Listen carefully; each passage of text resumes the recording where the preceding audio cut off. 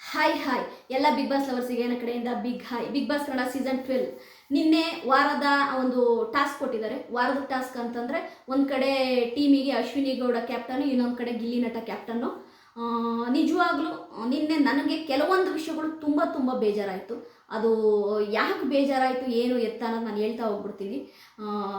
ಗಿಲ್ಲಿ ನಟ ಅವನಿಗೆ ಬೇಕಾದಂತಹ ಕಂಟೆಸ್ಟೆಂಟ್ಗಳನ್ನ ಅವನು ಆಯ್ಕೆ ಮಾಡ್ಕೋಬೋದಿತ್ತು. ಈ ಕಡೆ ಅಶ್ವಿನಿ ಗೌಡ ಅವಳಿಗೆ ಬೇಕಾದಂತಹ ಕಂಟೆಸ್ಟೆಂಟ್ಗಳನ್ನ ಅಶ್ವಿನಿ ಗೌಡ ಅವರು ಆಯ್ಕೆ ಮಾಡ್ಬೋದಿತ್ತು. ಸರಿಯಾ? ರಕ್ಷಿತಾ ಪಾಪ ಯಾರಿಗೂ ಬೇಡವಾದವಳಾದ್ಲ. ರಕ್ಷಿತಾ ಹಾಗಾದ್ರೆ ಬಿಗ್ ಬಾಸ್ ಮನೇಲಿ ಒಂಟಿನ, ರಕ್ಷಿತನಿಗೆ ಯಾರು ಇಲ್ವಾ ಅಂತ ಅನ್ನಿಸ್ಬಿಡ್ತು. ಯಾಕೆಂದರೆ ರಕ್ಷಿತಾ ಗಿಲ್ಲಿ ನಟನ ಹಿಂದೆನೇ ಓಡಾಡಿದ್ಲು. ಯಾರಾದರೂ ಲೈವ್ ನೋಡಿದರೆ ದಯವಿಟ್ಟು ನನಗೆ ಕಮೆಂಟ್ ಮಾಡಿ. ನಾನು ಲೈವ್ ನೋಡಿರೋದಕ್ಕೆ ನಾನು ಹೇಳ್ತಾ ಇದ್ದೀನಿ. ಹಿಂದೆನೇ ಓಡಾಡಿದ್ಲು. ರಘು ಅವರು ಗಿಲ್ಲಿ ನಟನ ಹಿಂದೆನೇ ಓಡಾಡಿದ್ಲು. ನನ್ನೊಂದೇನಾದರೂ ಗಿಲ್ಲಿ ನಟ ಅವ್ರ ಟೀಮಿಗೆ ತಗೊಳ್ತಾರ ಅಂತೇಳಿ ಹಿಂದೆನೇ ಓಡಾಡಿದ್ಲು. ನಿಜವಾಗ್ಲೂ ಗಿಲ್ಲಿ ನಟ ಯಾಕೆ ಮಹಾತಿನ ಊಟಕ್ಕಾದ್ರು ಆಯಿತಾ, ಸುಮ್ಮನೆನಾದರೂ ರಕ್ಷಿತಾ ನೀನು ನಮ್ಮ ಟೀಮಿಗೆ ಬರ್ತೀಯಾ ಅಂತ ಒಂದು ಮಾತು ಕೂಡ ಕರೀಲಿಲ್ಲ. ಅದು ನನಗೆ ತುಂಬ ಹರ್ಟ್ ಆಯಿತು.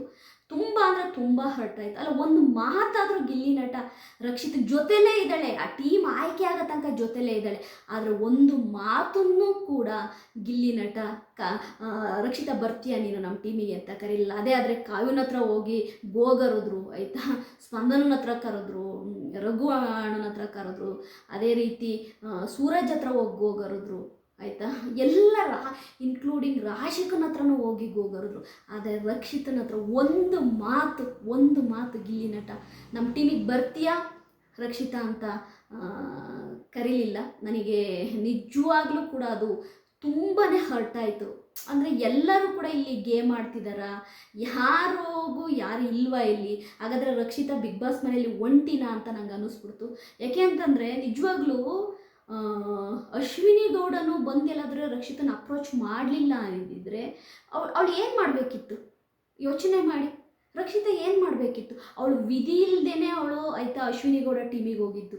ಯಾಕೆ ಅಂದರೆ ಅವಳು ಗಿಲ್ಲಿ ನಟ ಒಂದು ಮಾತು ಕೂಡ ಕರೀಲಿಲ್ಲ ನಮ್ಮ ಟೀಮಿಗೆ ಬರ್ತೀಯಾ ಅಂತ. ಅವಳಿಗೆ ಎಷ್ಟು ಬೇಜಾರಾಗಿರಬೇಕು, ಎಷ್ಟು ಹರ್ಟ್ ಆಗಿರಬೇಕು. ಕೊನೆಯ ಮೂಮೆಂಟಲ್ಲಿ ಅಶ್ವಿನಿ ಗೌಡ ರಕ್ಷಿತನಿಗೆ ಅದು 108 ಷರತ್ತುಗಳನ್ನು ಹಾಕಿ ಪ್ರಾಮಿಸ್ ಮಾಡ್ಕೊಂಡು ಕರ್ಕೊಳ್ತಾರೆ.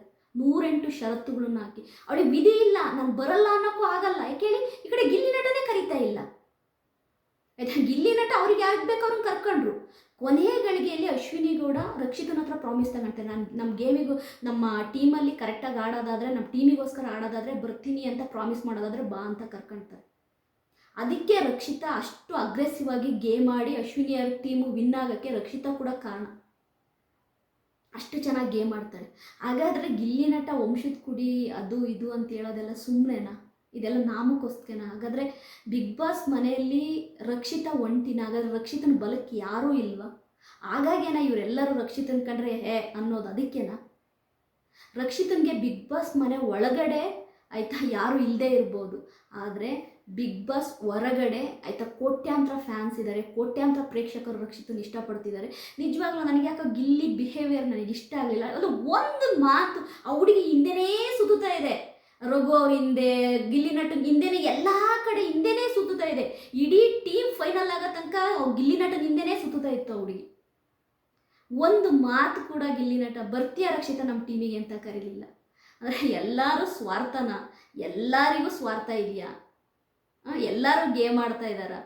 ಇದಕ್ಕೆ ನೀವೇ ಉತ್ತರ ಕೊಡಬೇಕು. ನನಗಂತೂ ರಕ್ಷಿತನ ನೋಡಿ ಪಾಪ ಅನ್ನಿಸ್ಬಿಡ್ತು. ಅಂದರೆ ಪಾಪ ಅನ್ನೋದಕ್ಕಿಂತನೂ ಮನುಷ್ಯ ತುಂಬ ಒಳ್ಳೆಯನಾಗಿದ್ದರೂ ಕಷ್ಟನ ಅನ್ನಿಸ್ಬಿಡ್ತು. ಯಾಕೆಂದರೆ ಜೊತೆಯಲ್ಲಿದ್ದಂಥ ಗಿಲ್ಲಿ ನಟ ಬಾಯಿ ಊಟಕ್ಕಾದ್ರು ಆಯಿತಾ ಒಂದು ಮಾತು ರಕ್ಷಿತಾ ಬರ್ತೀಯಾ ನಮ್ಮ ಟೀಮಿಗೆ ಅಂದಿದ್ದರೆ ಓಡೋಡೋಗಿರೋಳು ರಕ್ಷಿತಾ. ವಿಧಿ ಇಲ್ಲದೇ ಕೊನೆಗೆ ಅಶ್ವಿನಿ ಗೌಡ ಅವ್ರದ್ದು ಟೀಮಿಗೆ ರಕ್ಷಿತಾ ಹೋದ್ಲು. ತುಂಬ ಬೇಜಾರಾಯಿತು. ನಿಮಗೆ ಹೇಗೆ ಅನ್ನಿಸ್ತು ಅಂತೇಳಿ ಕಮೆಂಟ್ ಮಾಡಿ. ಬಾಯ್.